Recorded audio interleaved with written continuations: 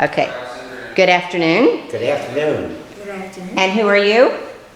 I am Dr. Hyman C. Tolmas, T-O-L-M-A-S, and live here in Dallas now for the last almost 10 years.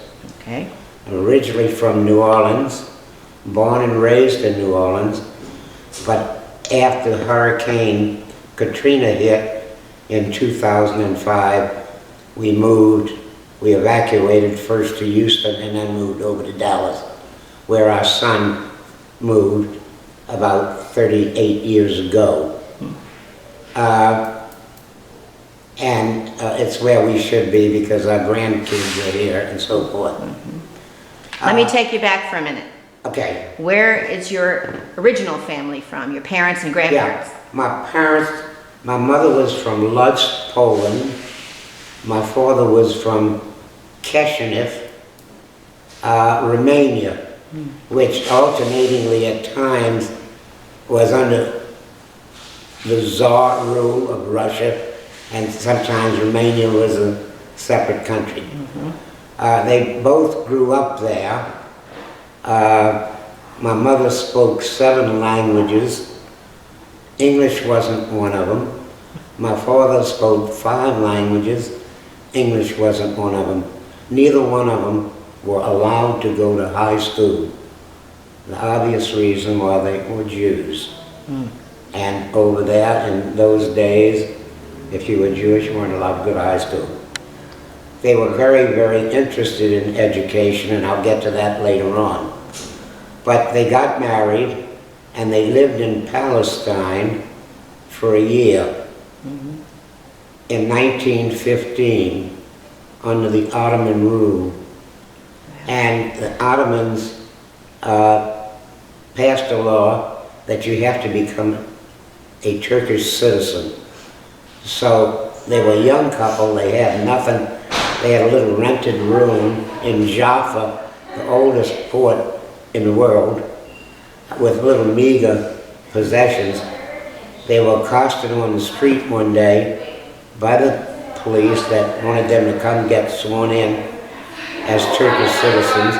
They didn't want to be Turkish citizens, so they didn't even give them a chance to go collect their little meager possessions. They marched them straight to a ship, put them on the ship, and they wound up in Ellis Island. Wow. 2 years before that, one of my mother's brothers had emigrated to America and moved to New Orleans. So it was a wonderful beginning. When he got to this country, my dad had $1.25 in his pocket.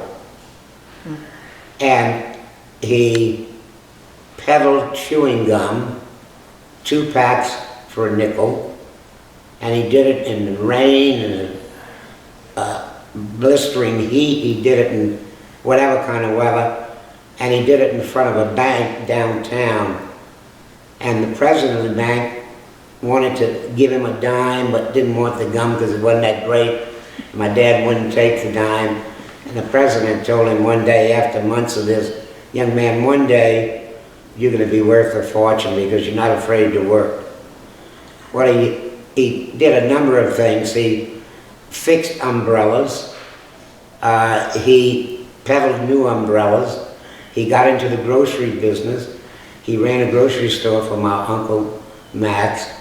He had his own grocery store, several grocery stores, then got interested in in real estate. And so he went into real estate, but he had a fantastic urge for education. Both of them did.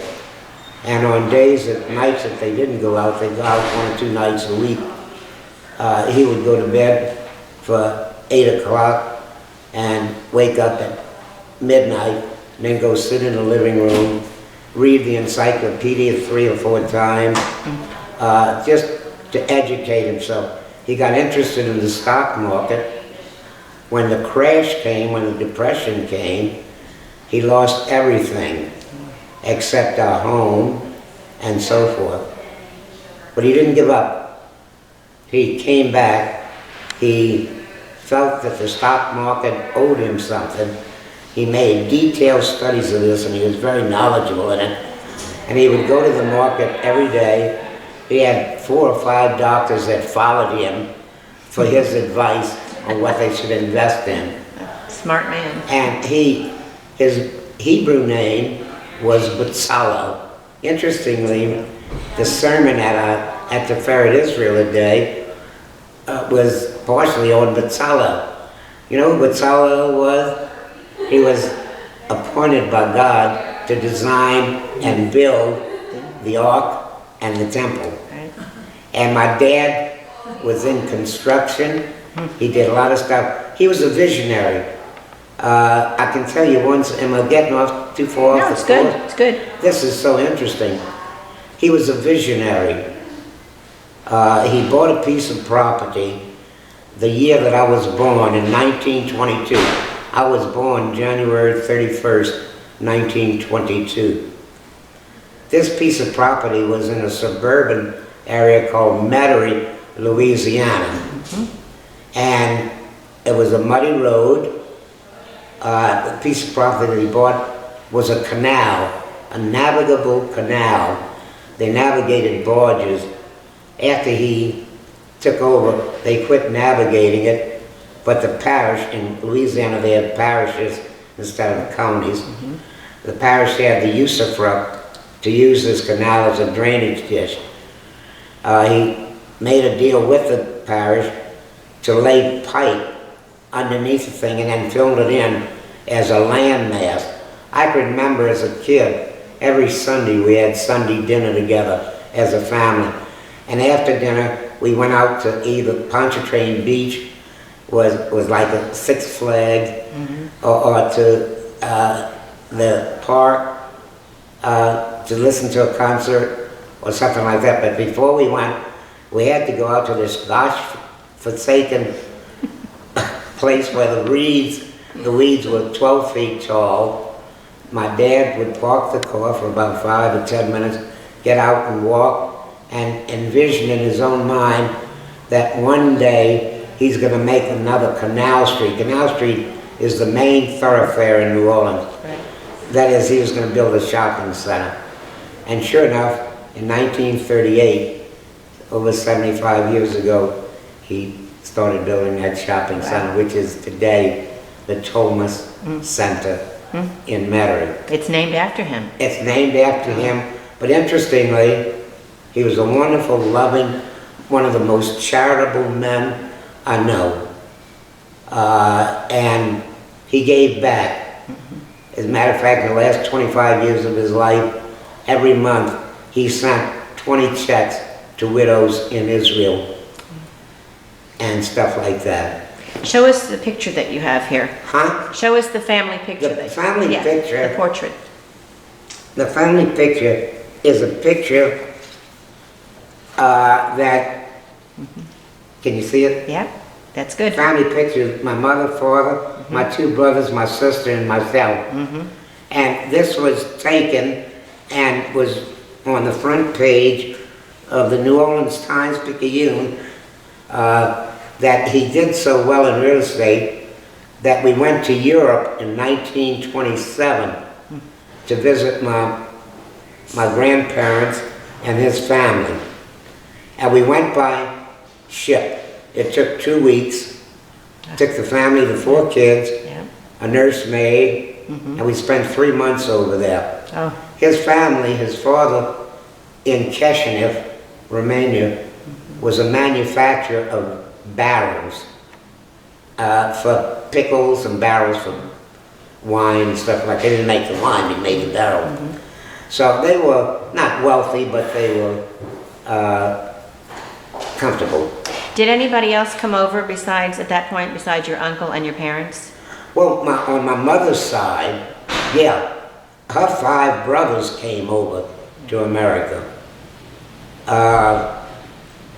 2 of them settled in Bogalusa, which is about 80 miles from New Orleans. Bogalusa, real country town. That's where I used to have my vacation when I was a kid. Went to the big town of Bogalusa. And, but it was wonderful, you know, as a kid, swimming hole and all the other stuff. On my dad's side, no. He tried to get his parents to come to America. This was 1927. They were comfortable, and their answer was, it's a wilderness, why would we go there? You see what I'm saying? Did they ever come visit? They were all wiped out in the Holocaust. His mother, his father, 4 of his 5 brothers. One brother survived with his wife and 2 little girls in the caves in Siberia for a year. And at night, this brother used to forage in the village in the garbage cans to get little scraps of food, take back to his wife and his 2 daughters, and he would tell them that he ate already. And after a year, he died of malnutrition and pneumonia as a young man. But fortunately, the year before my father died, in 1968, he was able, through pull and stuff like that, to get a visa for one of the grown daughters, granddaughters, grandnieces, whatever it was, his brother's kid to come visit him. And she spent about 2 months in New Orleans visiting us. But before the Russians would let her come, they took her to Moscow and brainwashed her, saying, you know, don't tell them anything. Because when she came, she had terrible asthma. I tried to give her some medicine for her asthma. She wouldn't take it. She had terrible toothache. I tried to take her to dentist and so on. Every place we took her, oh, we have this in Russia and so forth. And you know damn well they don't, pardon the French. And you know darn well if they didn't. What really got to her was when our son Alan made his bar mitzvah, and she was sitting in the synagogue because she had a son his age, and the tears came because she realized that her son would never ever make a bar mitzvah.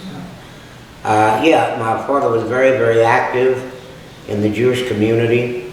He helped to build a Jewish day school, the Communal Hebrew School, which I attended for 4 years and learned nothing. I don't believe that. What would happen is we'd go to public school, get out at 3 o'clock, and they had a little short lady that would drive 8 guys who were revved up to Hebrew school. You didn't want to be there. At any rate, it went on for many, many years, the Communal Hebrew School. He was very, very active in the synagogue, congregation A Sfad, even though its name is Sfad, it wasn't a Sephardic shul.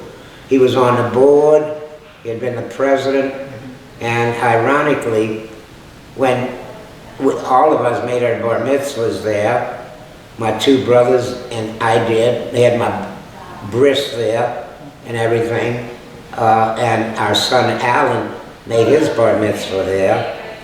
And it's an interesting story that when my dad, we celebrated the major holidays, Yom Kippur, Rosh Hashanah, you know, and so forth.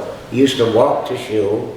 It was safe in those days to do that, and so forth, which was about a 3.5-mile walk, you know, but at different times.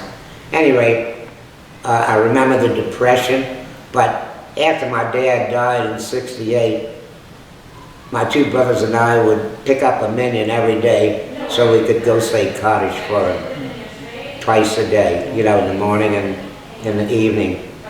And the scuttlebutt in New Orleans was that after the Tolmas brothers finished saying Kaddish for their father, Anxious Father's going to close. It's a beautiful old synagogue. It's about 125 years old.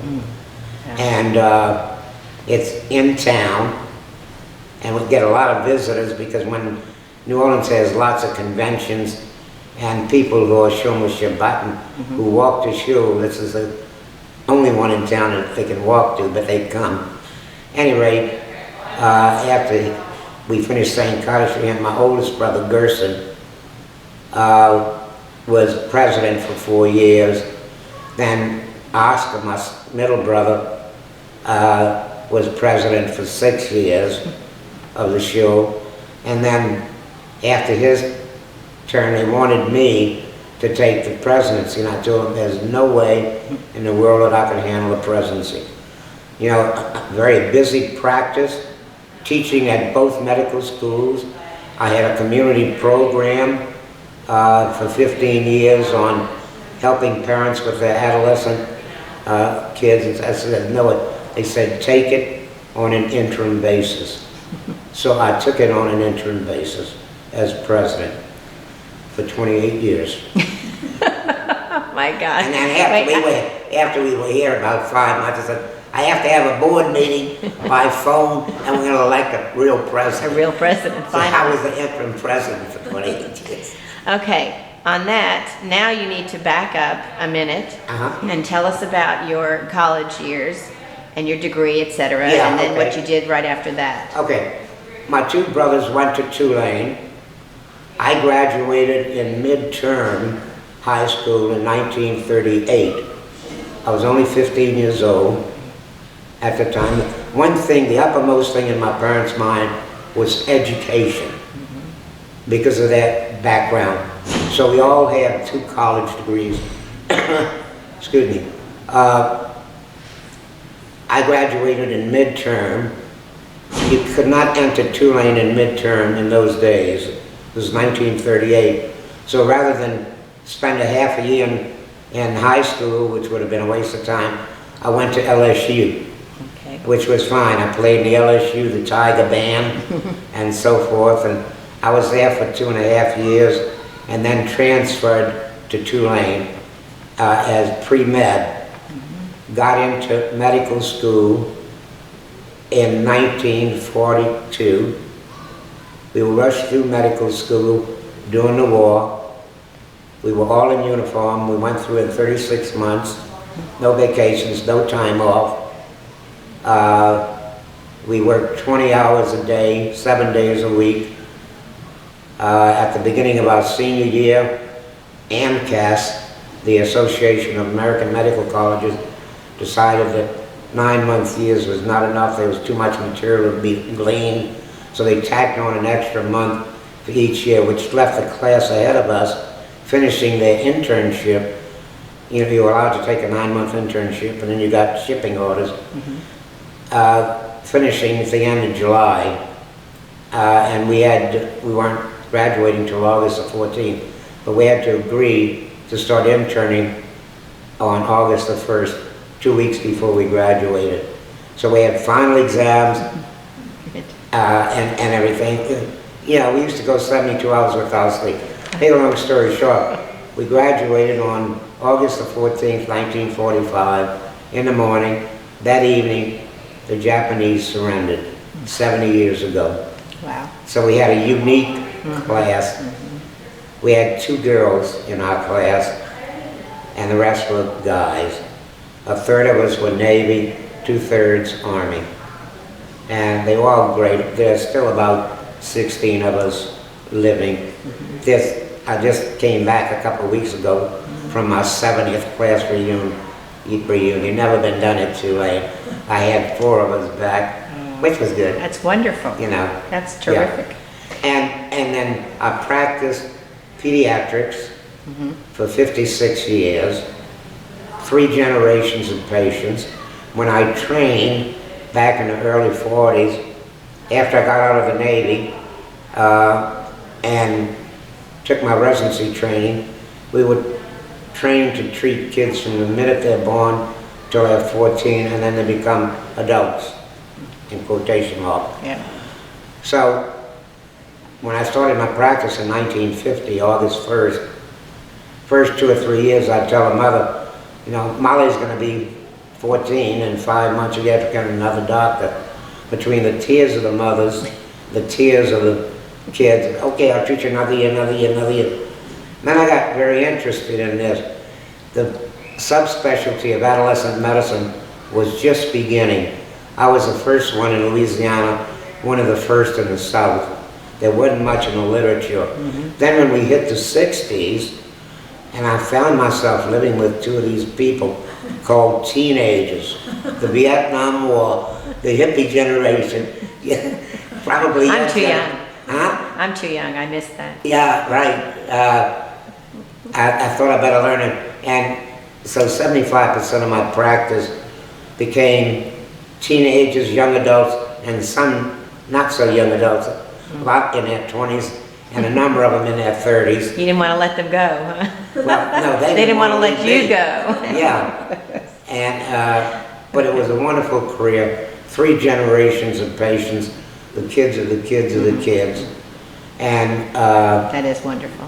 for the first 5 or 6 years that we moved to Dallas, every week I got at least 5 or 6 calls from second or third generations wanting information. I still get 1 or 2 a week.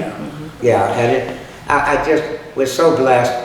We're so blessed to be here. We've made so many friends like you, Joe, and at Ferret and a lot of others. Everything Hashem has done, the good Lord has treated us, you know, everything. And we've had some ups and downs, but more ups Good life. than downs. It's interesting, the family you took care of in New Orleans, the Connick family. Oh, Yeah, he took Harry care of the Connick, whole that family? Harry Connick, oh, yeah. wow, good. Harry Yeah. Connick, Yeah. They, Yep. I'm switching to your wife now for just a few minutes, okay? Huh? Can I switch to Connie now? oh yeah. please Okay, Connie, so just briefly tell us Let's see. a little bit about your family, where they were from before New Orleans and how you got there. Let's see, I grew up in Dallas Okay, that's right. and went to Highland Park. I was a Scotty. Yeah. And I majored in art, and it was at an 85 party, wasn't it, honey? Yeah, the Where we- sorority annual dance. Where we yeah. met. Aha, I was gonna ask you that. Yeah. Okay, and how old were you at the time? How old was I then? Well, you were in your junior year Junior at year. Newcomb. Yeah, So what were you, 22? yeah, Okay, Yeah. so you went to Newcomb. Yeah, So she you were was. in New Orleans at the time? Right, she was in Okay, New Orleans. okay. And I spent a lot of time still doing artwork. And also a lot of volunteer work at, I'm trying to think,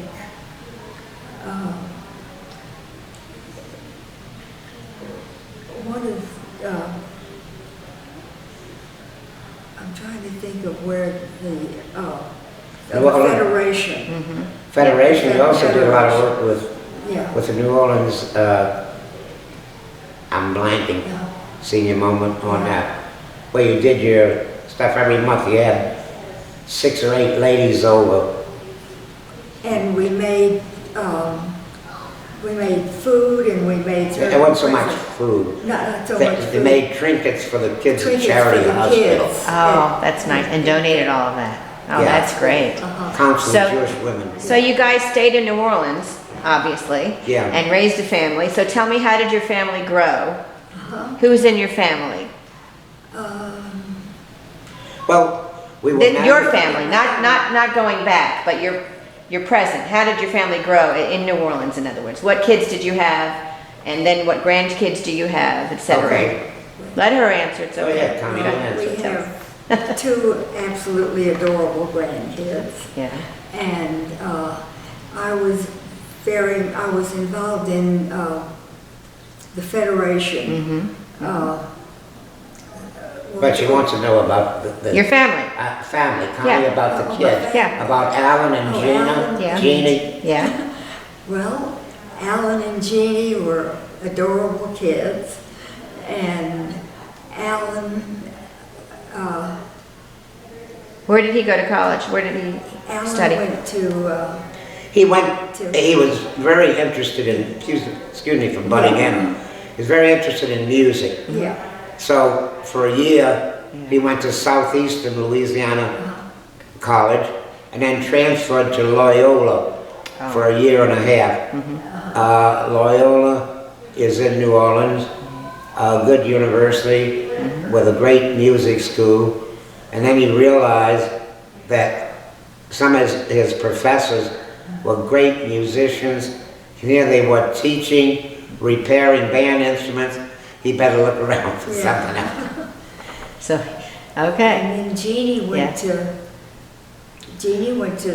Newcomb, didn't you? No, she didn't go to Newcomb. No. You wanted her to go to You wanted her to Newcomb. go to Newcomb. She went to, Where did she end up? She went to ended up at LSUNO. LSUNO. Yeah. Yeah. Okay. Louisiana State University in New Orleans. Yeah. Yeah, okay. All right. And can you think of anything else that you were involved in when the kids were young? Obviously, you said you were a member of the synagogue. Were you active in the synagogue life? I was involved very much in In the conservative synagogue. conservative synagogue. Mm-hmm. I was sisterhood president twice Oh, and that's a big job. regional president once. yeah. Wow, fantastic. And I still was, for quite a while, I was still doing art. Okay. And we had on the side of the garage in our house in New Orleans, we had a room where I did my painting and so forth. So that was your private studio? That was a private studio. Yeah. Did you sell your artwork? No. Or was it just for fun? Once in a while. Once in a while? No, you Not didn't much, sell, never not sold it. No. We just, You gave some of it away, Yeah. I gave a and in lot my of it office, away. I had a lot of it and Yeah. stuff like that. And Tell me, what was your favorite, if you can think back, what was your favorite holiday that you celebrated? what, I didn't hear. Your favorite holiday, if you have one? Or what did you really enjoy, preparing for? What holiday? I'm trying to think. But we used to enjoy and still enjoy Pesach, Yeah? Yeah. you know. We used to eat over my parents' house a lot Uh-huh. when we were first married. A couple of funny stories about that, but I won't interfere. That's it. I'll let it It's fall. okay. It's okay. I'm trying to think. Did you do a lot of the preparation for the holiday, for Pesach? Huh? For Passover? I would say Yeah. Connie did a lot of the work. It's a great holiday, but it's a lot of work. I was Yeah. very much involved in my synagogue. And, How did you get along with your in-laws? oh, fine. Was it good? Good relationship? They loved it. Yeah. They really. loved it. The interesting thing is my sister, now came, I don't know whether I told you this or not, and maybe, am I talking too much? No, it's okay. I was the black sheep of my family. My two brothers were lawyers. My sister was a lawyer. Her husband was a lawyer. Their daughter was a lawyer. I became a doctor. Every family has a black sheep, so. But it was a good kind of black She's sheep. a good kind of black sheep, yeah. Yeah.